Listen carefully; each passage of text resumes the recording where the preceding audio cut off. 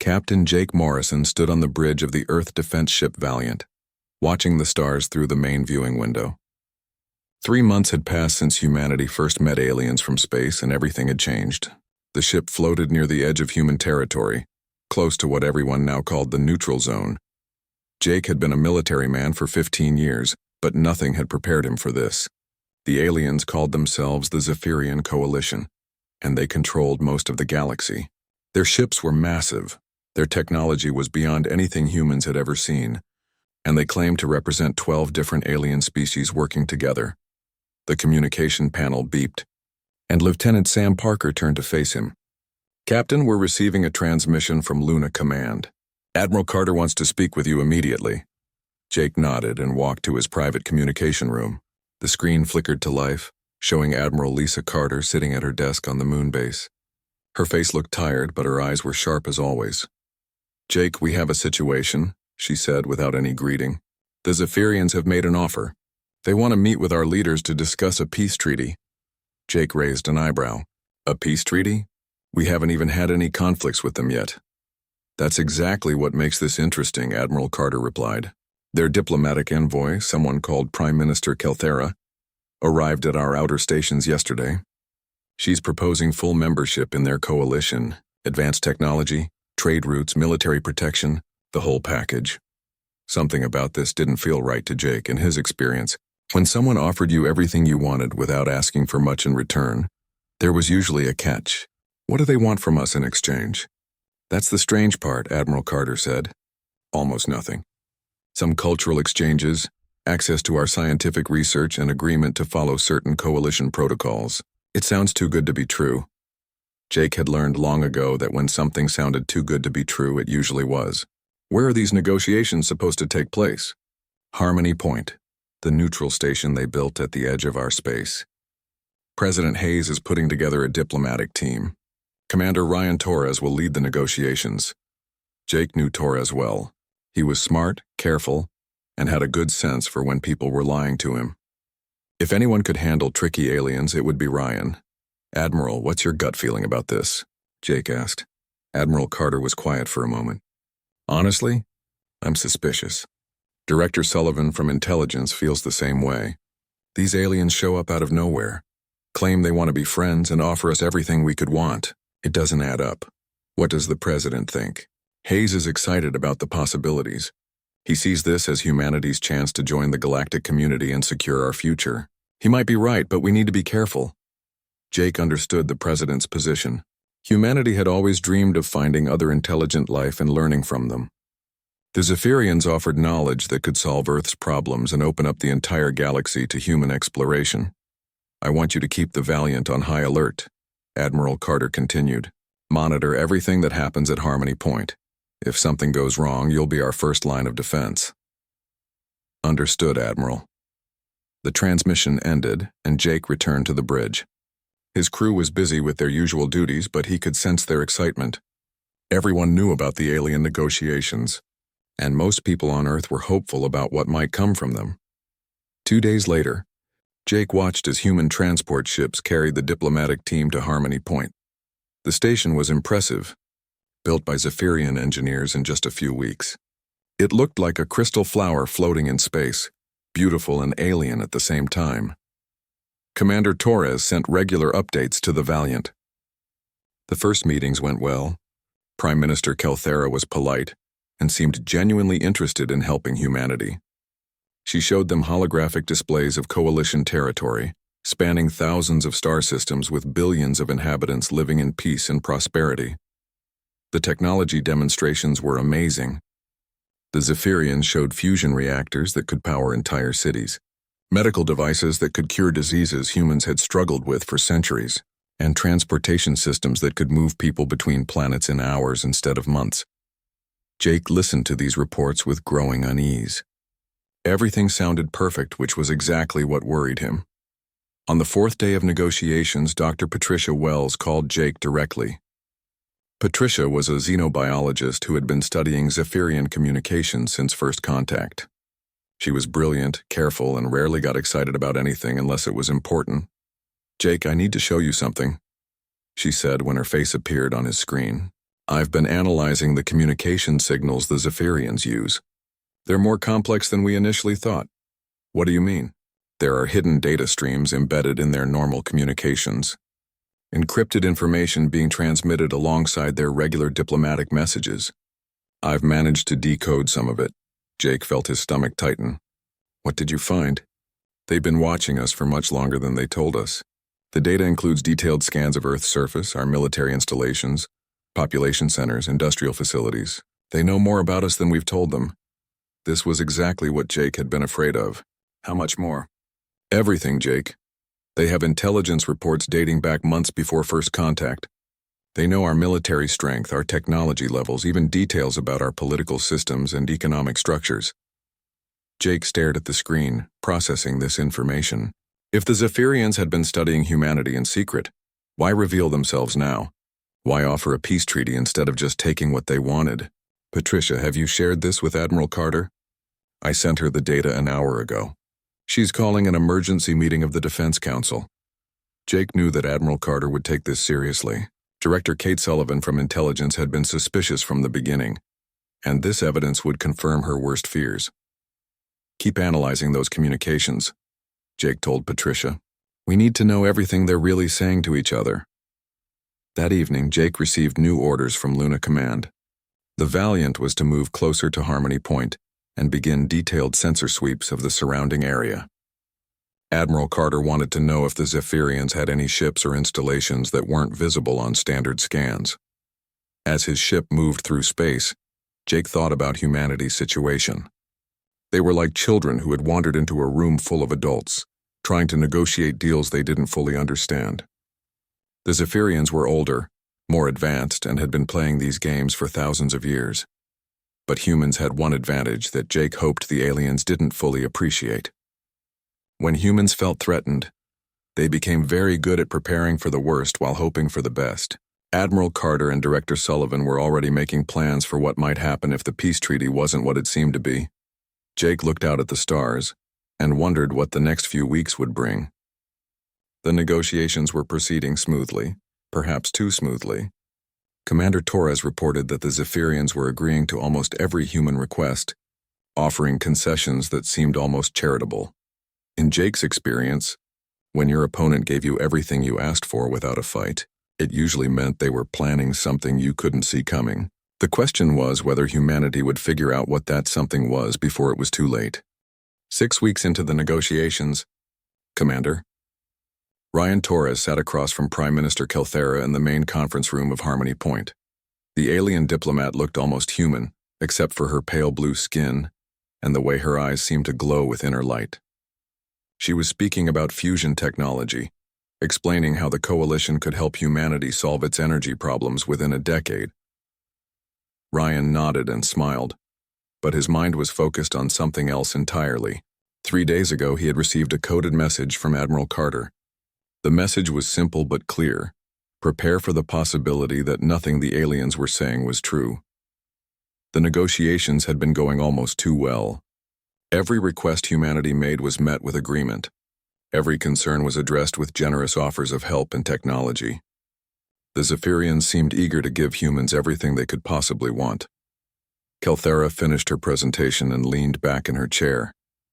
Commander Torres, I hope you can see how beneficial this partnership will be for your species. The coalition has helped many civilizations reach their full potential. It's very impressive, Ryan replied. My people are grateful for your generosity. However, we do have some questions about the implementation timeline. This was a code phrase. Ryan was actually asking for more time to study the treaty details, but he couldn't say that directly. Human intelligence had discovered that the Zephyrians were monitoring all conversations, even the private ones between human delegates. Meanwhile, back on Earth, General Paul Martinez was having a very different kind of meeting. He sat in a secure bunker deep beneath the Colorado mountains, surrounded by the military's top strategists and scientists. The room was shielded from all forms of electronic surveillance, and everyone present had been sworn to absolute secrecy. Operation Night Watch is now active, General Martinez announced to the assembled group. We have reason to believe that the alien peace treaty may be a cover for hostile intentions. Dr. Amy Foster, a strategic analyst with 20 years of experience in military planning, raised her hand. "General, what evidence do we have that suggests deception?" Martinez activated a holographic display that showed intercepted alien communications. Dr. Wells has decoded fragments of hidden messages in Zephyrian transmissions. They contain references to something called standard integration protocols and resource acquisition phases. These don't sound like terms you'd use for peaceful cooperation. The room fell silent as everyone absorbed this information. Dr. Foster studied the data carefully, her mind racing through possible interpretations. "General, if I may suggest a theory?" "Go ahead, Doctor." "What if this is how they always operate? They make contact with new species, offer generous treaties to lower their defenses, then strike when the target civilization is most vulnerable. It would explain why they know so much about us already." General Martinez nodded grimly. "That's exactly what we're afraid of, which is why we need to prepare for the worst while continuing to negotiate for the best." In space, Lieutenant Colonel Steve Johnson piloted his stealth reconnaissance ship Shadowrunner through an asteroid field near the edge of Coalition territory.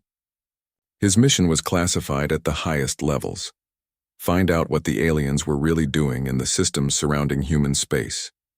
The Shadowrunner was humanity's most advanced ship, equipped with experimental stealth technology that made it nearly invisible to sensors. Steve had been chosen for this mission because he was one of the few pilots skilled enough to operate in hostile territory without being detected. What he found disturbed him greatly. Hidden behind a gas giant in an uninhabited system, the Zephyrians had constructed a massive staging area. Hundreds of warships were docked at temporary stations, along with supply vessels, troop transports, and mobile repair facilities. Steve recorded everything with his ship's advanced sensors, then carefully withdrew to a safe distance. The fleet he had discovered was far larger than anything needed for peaceful operations. It looked like preparation for a major military campaign. Back at Harmony Point, Ryan Torres was beginning to notice subtle details that troubled him. The Zephyrians always seemed to know exactly what humans wanted to hear. They had answers prepared for every question, solutions for every problem, and reassurances for every concern. During a break in negotiations, Ryan walked to his private quarters and activated a secure communication link to Captain Morrison on the Valiant. "Jake, we need to talk." "I'm listening, Ryan. Something's not right here. These aliens are too accommodating, too prepared. It's like they've been planning this conversation for months." Jake's face appeared on the screen, his expression serious. "That might be exactly what they've been doing. Dr. Wells found evidence that they've been studying us far longer than they admitted." "There's something else," Ryan continued. "They keep pushing for specific arrangements in the treaty. They want our main fleet positioned in ceremonial formation for the signing ceremony. They've suggested locations that would leave Earth's major cities exposed." This information made Jake's blood run cold. A ceremonial formation would scatter human ships across space in positions chosen for appearance rather than tactical advantage. It would be the perfect setup for a surprise attack. "Ryan, keep playing along, but don't agree to anything that compromises our defenses. We need more time to figure out what they're really planning." While the negotiations continued, Admiral Carter was implementing her own plans back at Luna Command. She had quietly activated Reserve Fleet Protocol, bringing mothballed ships back into service and recalling retired officers to active duty. The official reason was routine training exercises, but the real purpose was preparation for possible combat. Dr. Patricia Wells had made another disturbing discovery in her analysis of alien communications. The Zephyrians were using quantum encryption methods that should have been impossible to break. But human computers had found patterns in the data streams. The decoded messages revealed references to harvest phases and integration schedules. There were also mentions of other species that had been successfully incorporated into the coalition. Patricia began researching these species and found that many civilizations that had signed treaties with the coalition had mysteriously disappeared from galactic records shortly. Afterward, Captain Morrison received orders to move the Valiant to a new position closer to Earth's outer defense perimeter. Admiral Carter was quietly repositioning human ships throughout the solar system, but she was being careful not to make any moves that might alert the Zephyrians to her suspicions. As Jake's ship traveled through space, he thought about humanity's situation. They were playing a dangerous game against opponents who had thousands of years of experience in galactic politics. The Zephyrians were clearly more advanced and probably much more ruthless than they appeared. But humans had advantages too. They were suspicious by nature, quick to adapt, and excellent at learning from their mistakes. Most importantly, they had a long history of preparing for wars they hoped would never happen. General Martinez's teams were working around the clock to develop contingency plans for every possible scenario. They studied alien ship designs, analyzed Zephyrian tactical patterns, and created strategies for defending Earth against a technologically superior enemy. The most troubling aspect of the situation was how reasonable the aliens seemed. Prime Minister Kelthera appeared genuinely interested in helping humanity, and her offers of technology and partnership were exactly what Earth needed to solve its problems. This made the deception even more dangerous.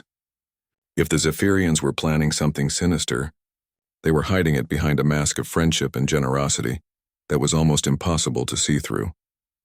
Commander Torres continued his diplomatic duties, but he was now watching for any signs that might reveal the aliens' true intentions.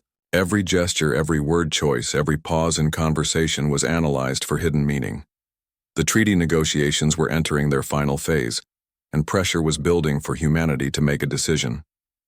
The Zephyrians were becoming more insistent about scheduling the signing ceremony, and they continued to push for the ceremonial fleet formation that would leave Earth vulnerable. Ryan knew that humanity was approaching a critical moment. Soon they would have to either sign the treaty or reject it, and either choice could have enormous consequences for the human race. The massive Zephyrian flagship Sovereign's Pride floated in space like a small moon, its crystalline hull gleaming with inner light. The ship was so large that entire cities could fit inside its corridors, and it served as the mobile capital of the coalition. Today it would host the most important ceremony in human history. President Richard Hayes stood in his private quarters aboard the human transport ship Unity, adjusting his formal suit one last time. Through the window he could see dozens of alien vessels surrounding the flagship, representing all 12 species of the coalition. The sight should have filled him with excitement, but something felt wrong. Admiral Lisa Carter entered his quarters without knocking, her face grim. "Mr. President, we need to talk before the ceremony begins." Hayes turned to face her. "What's the problem, Admiral?" "Our intelligence teams have identified serious concerns about alien ship movements over the past week. They've positioned vessels in ways that don't match their stated peaceful intentions." The President had heard these warnings before, but he still believed the treaty represented humanity's best chance for survival in a dangerous galaxy. "Admiral, we've been over this. The Zephyrians have been nothing but generous and accommodating. That's exactly what worries me, sir." Before Hayes could respond, an announcement echoed through the ship. All human delegates were requested to prepare for transport to the Yao, Sovereign's Pride, for the signing ceremony. Captain Jake Morrison watched from the bridge of the Valiant as human shuttles carried their leaders to the alien flagship. His orders were clear: monitor everything and be ready to respond to any threats. But something about this situation made his skin crawl. Lieutenant Sam Parker approached him with a data tablet. "Captain, we're detecting unusual energy signatures from Zephyrian ships throughout the system. It looks like they're charging weapons systems." Jake felt his heart rate increase. "Are you certain?" "Yes, sir. The power readings are consistent with battle preparations, not ceremonial displays." This was exactly what Admiral Carter had been afraid of. Jake activated his communication system and tried to contact Luna Command, but the signal was being jammed. The aliens were blocking all human communications beyond the immediate area. Inside the Sovereign's Pride, the ceremony hall was a marvel of alien architecture. The walls seemed to be made of living crystal that pulsed with soft colors, and the ceiling showed a holographic display of stars and nebulae. Representatives from all coalition species sat in carefully arranged sections, their diverse forms creating a spectacular display of galactic diversity. Commander Ryan Torres walked beside President Hayes as they were escorted to their seats near the front of the hall. Ryan's trained eyes noted the positioning of alien guards, the locations of exits, and the number of weapons he could see. Everything looked ceremonial, but he couldn't shake the feeling that they were walking into a trap. Prime Minister Kelthera stood at the center of the hall, her blue skin glowing more brightly than usual.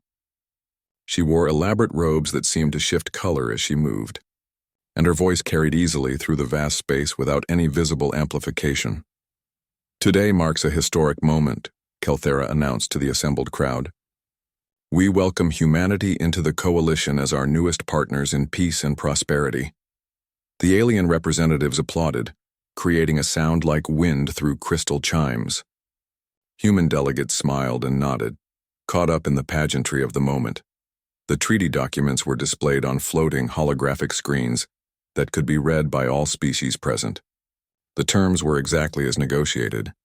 Humanity would receive advanced technology, access to trade routes, and protection under coalition military forces. In return, they would share scientific research and follow certain protocols for interstellar relations. President Hayes stepped forward to add his signature to the treaty. The moment felt surreal, like something from a dream.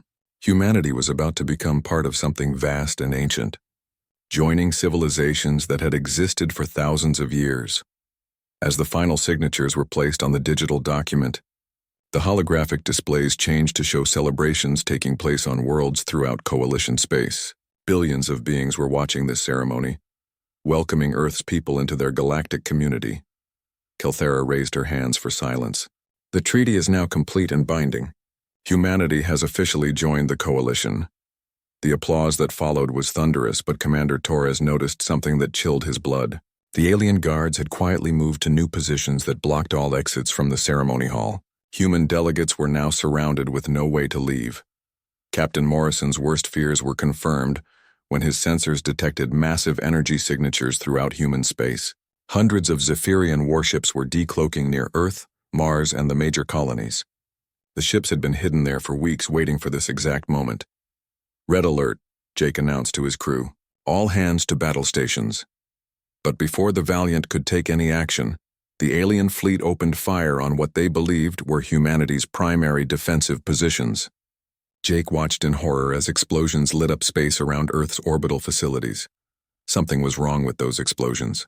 They were too bright, too violent, and they came from the wrong locations. Jake realized with growing amazement that the aliens weren't attacking real targets. Back in the ceremony hall, Prime Minister Kelthera's entire demeanor changed. The kindly diplomat vanished, replaced by something cold and predatory. Her glowing eyes fixed on President Hayes with obvious satisfaction. "I'm afraid there has been a slight change in the terms of our agreement," she said, her voice now carrying undertones that made humans shiver. "The peace treaty was indeed a trap, designed to position your species exactly where we needed you to be." President Hayes stared at her in shock. "What are you talking about?" "This is how the coalition deals with promising new species," Kelthera explained calmly. "We study you, seduce you with offers of friendship, then strike when you are most vulnerable. Your technological potential and aggressive nature make you too dangerous to leave independent, but too valuable to simply destroy." Admiral Carter stepped forward, her hand moving toward her sidearm, but alien guards immediately raised weapons in her direction. The humans were completely surrounded and outnumbered. "Your species follows a predictable pattern," Kelthera continued. "You desire peace and prosperity, so we offer you exactly what you want. You concentrate your forces for ceremonial purposes, leaving your homeworld defensively weakened. At the moment of greatest celebration, we reveal the truth and complete the conquest." Ryan Torres felt rage building in his chest, but he forced himself to stay calm. "How many species have you done this to?" "Hundreds over the millennia. The coalition has grown strong by absorbing the best qualities of each civilization we encounter. Your species will contribute greatly to our collective knowledge and capabilities." The alien leader gestured toward displays showing the battle in human space. "As we speak, our forces are destroying your military installations and capturing your major population centers. Resistance is futile when we control the strategic initiative."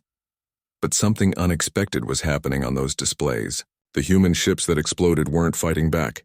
They were simply being destroyed without returning fire. More importantly, Zephyrian vessels were taking damage from sources that shouldn't exist. Kelthera frowned as she watched her forces encounter unexpected resistance. Human ships were appearing from seemingly empty space, firing on coalition vessels with startling effectiveness. These weren't the confused and desperate defenders she had expected to face. "Impossible," she muttered, studying the tactical displays more carefully. Commander Torres smiled for the first time since the ceremony began. You made one critical error in your planning, Prime Minister. What error? Kelthera demanded. You assumed that humanity wouldn't see this trap coming, Ryan replied calmly. But we've been preparing for this exact scenario for the past 3 months. The alien leader stared at him in disbelief.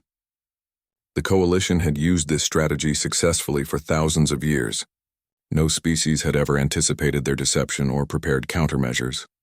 You're bluffing, Kelthera said. But uncertainty crept into her voice as the battle displays showed more Coalition ships taking damage from hidden human forces. Torres reached slowly into his jacket and pulled out a small device. Before any guards could react, he pressed a button that activated a signal beacon. Somewhere deep in the Sovereign's pride, human operatives who had been placed aboard during the negotiations received their orders to begin sabotage operations. The ceremony hall suddenly shook as explosions echoed through the massive ship. Emergency lights began flashing, and alien crew members could be heard shouting in the corridors outside.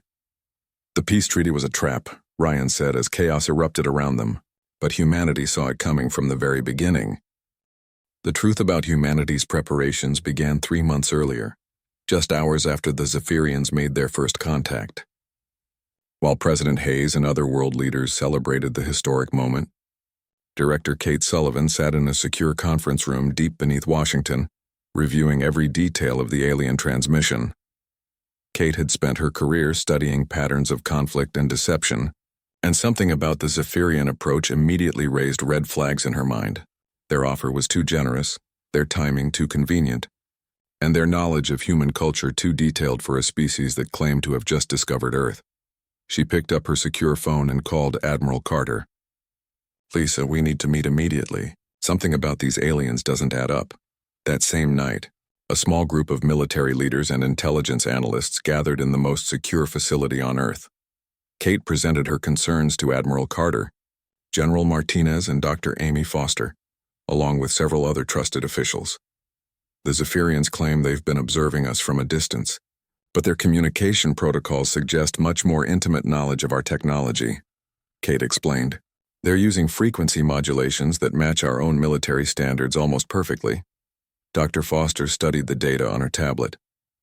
That could indicate long-term surveillance rather than casual observation. If they've been watching us secretly for months or years, it changes everything about their intentions. Admiral Carter made the decision that would save humanity. We proceed with negotiations as planned, but we also prepare for the possibility that this is all a deception. Kate, I want you to coordinate intelligence gathering. Paul, begin developing military contingencies. Amy, start analyzing historical patterns of alien contact throughout the galaxy. The next few weeks involved the most careful balancing act in human history.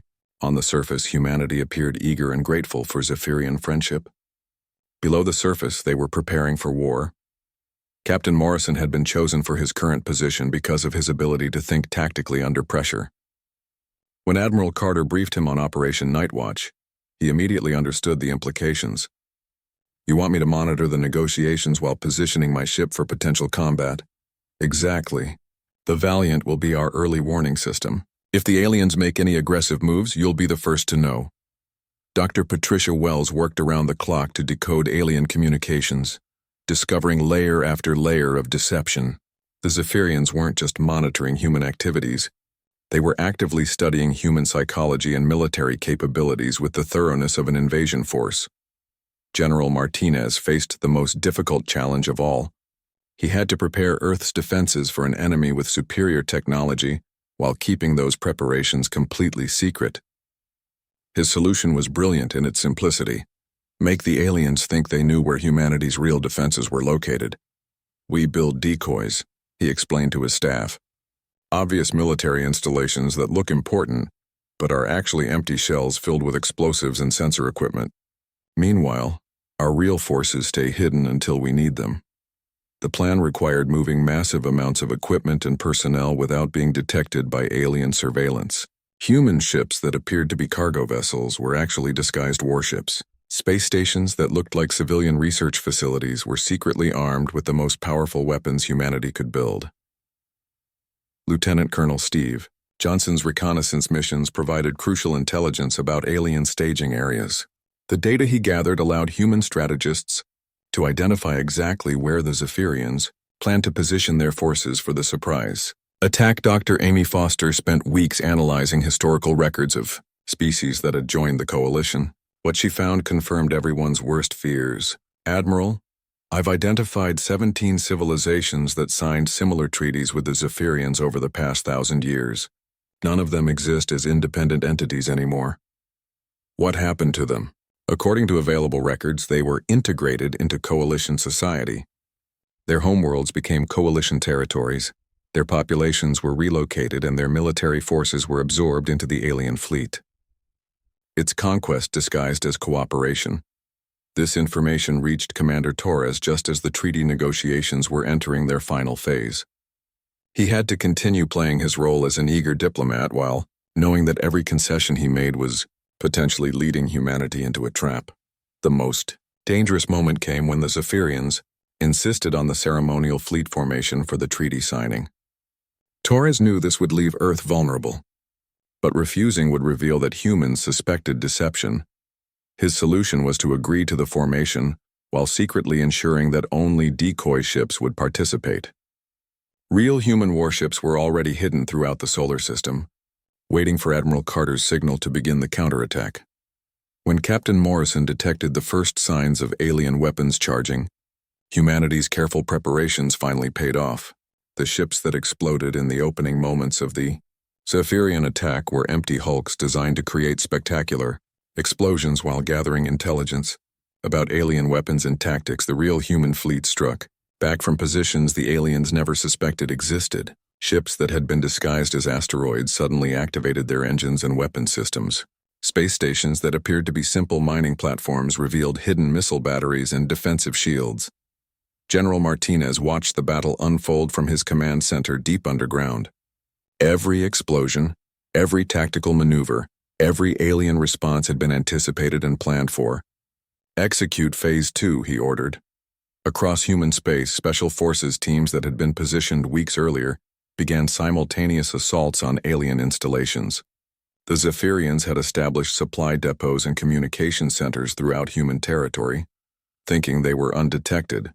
Instead, human intelligence had identified every single facility and prepared strike teams to neutralize them. The aliens found themselves fighting a battle that humanity had been planning for months. Every advantage they thought they possessed turned out to be an illusion, created by human deception and preparation. Commander Torres and his team of undercover operatives had spent the past month learning the layout of the Sovereign's Pride and identifying critical systems. When the signal came to begin sabotage operations, they moved with precision and efficiency that surprised even themselves. The alien flagship had been designed to be impregnable, but the Zephyrians never imagined that enemies would already be inside when the battle began. Human operatives disabled shield generators, disrupted communication systems, and created chaos throughout the massive vessel. Captain Morrison led his fleet in a coordinated attack on the coalition command ships. The aliens had expected to face confused and desperate defenders, but instead encountered tactical brilliance backed by months of preparation. Dr. Foster's strategic analysis proved invaluable as human forces executed maneuvers that exploited weaknesses in alien formations. The Zephyrians had become overconfident after thousands of years of easy victories, and they weren't prepared for an enemy that had studied their methods and developed countermeasures. The tide of battle turned rapidly as more human ships emerged from hiding. The aliens realized they were fighting not just for victory, but for survival against an enemy that had seen their trap coming from the very beginning. Commander Ryan Torres and his team fought their way through the corridors of the Sovereign's Pride as explosions rocked the massive alien flagship. The ship's crystal walls flickered with emergency lighting, and the sound of running footsteps echoed from multiple directions as Zephyrian crew members tried to respond to the chaos. Ryan moved carefully toward the bridge, followed by 3 other human operatives who had been posing as diplomatic staff for the past month. Each of them carried weapons that had been smuggled aboard piece by piece during the treaty negotiations. Lieutenant Sarah Blake kept watch behind them, while Dr. Carl Lewis worked on disabling alien security systems. The 4th member of their team, Sergeant Nick Brown, had already succeeded in sabotaging the ship's main power distribution center. The alien flagship shuddered as Captain Morrison's fleet attacked from outside. The Valiant and her sister ships had disabled the massive vessel's engines and primary weapons, leaving it helpless in space as the battle raged around it. Ryan reached the bridge just as Prime Minister Kelthera arrived from the ceremony hall. The alien leader looked nothing like the kind diplomat who had spent weeks negotiating with humanity. Her blue skin was darker now, almost purple with rage, and her glowing eyes burned with hatred. "How did you know?" she demanded when she saw Ryan. "No species has ever anticipated our methods before. We have used this strategy successfully for over 2,000 years." Ryan kept his weapon trained on her while his team secured the bridge. "You want to know how we saw through your deception? It's simple. Humans have a long history of being betrayed by people who pretended to be friends. We've learned to watch for the signs." Kelthera stared at him in disbelief. "But we studied your psychology for months. We offered you everything your species desired. We made ourselves appear trustworthy and generous." "That was your first mistake," Ryan replied. "You were too generous, too eager to give us everything we wanted. In human experience, when someone offers you a deal that's too good to be true, it usually is." The alien leader gestured toward the displays showing the space battle outside. Her forces were taking heavy casualties as hidden human ships emerged from concealment throughout the solar system. "This is impossible. Our intelligence indicated that your military was concentrated in obvious defensive positions. Those were decoys," Ryan explained. "Empty ships filled with explosives and sensor equipment. Our real fleet has been hidden for months, waiting for you to reveal your true intentions." Dr. Lewis finished his work on the alien computer systems and looked up from his portable terminal. "Commander, I've gained access to their communication networks. The Zephyrian fleet is in complete disarray. They're requesting emergency reinforcements from Coalition territory." Ryan smiled grimly. "Too bad their reinforcements are 3 months away at best. By then, this battle will be long over." The space battle around Earth reached its climax as Admiral Carter's main battle fleet engaged the Coalition reserves near Jupiter.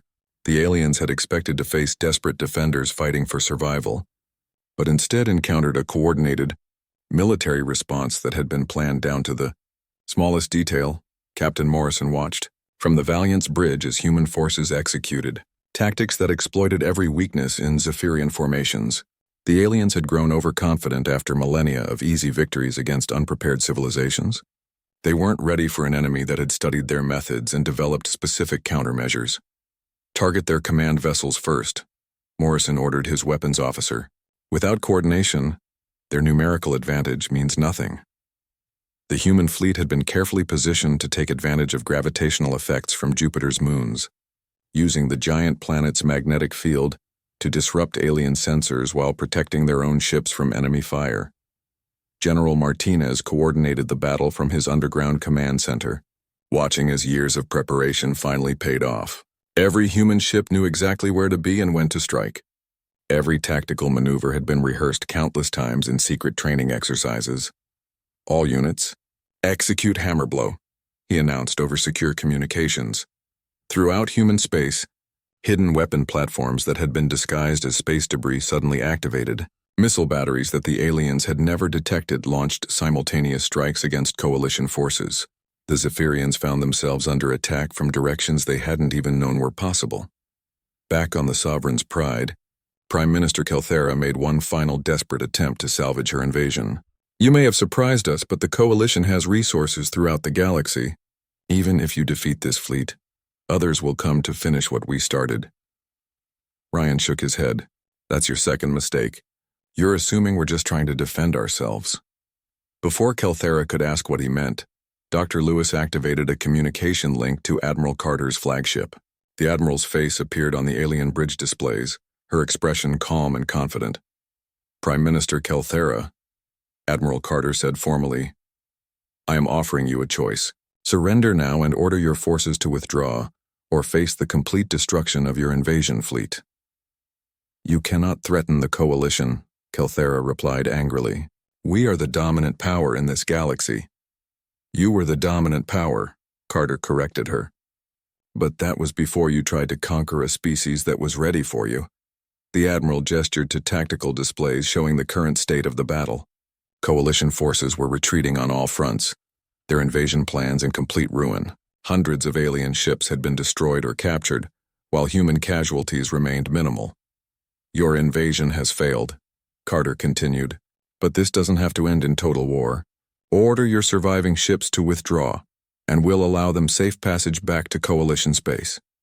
Kelthera looked around the bridge of her flagship, seeing the faces of her crew reflected in the flickering crystal walls. Many of them were young officers who had never experienced defeat before. The Coalition had been invincible for so long that they had forgotten what it felt like to be outmaneuvered by their enemies. If I refuse your offer, then you'll discover what happens when humans stop playing defense and start taking the offensive.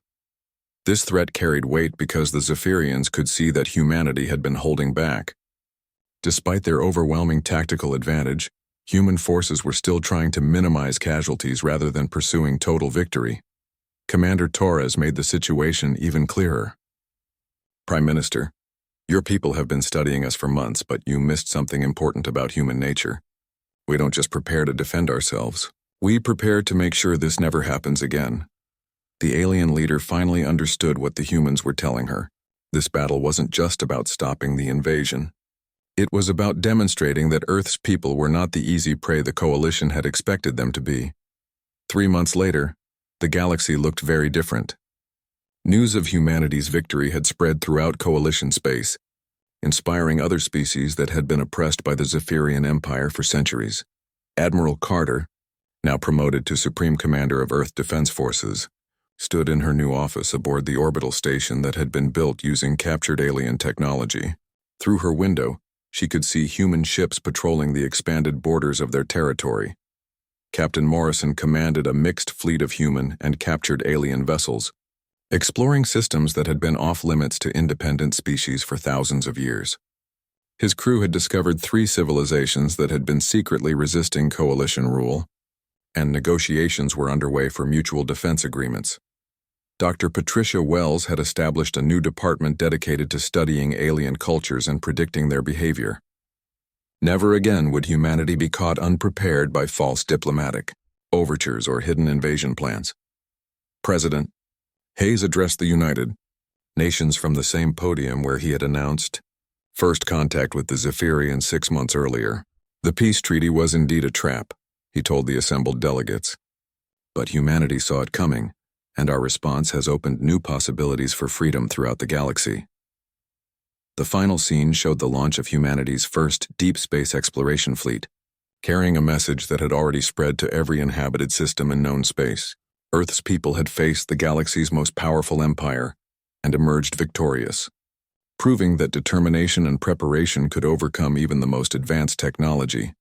The peace treaty had been a trap, but humanity had been ready.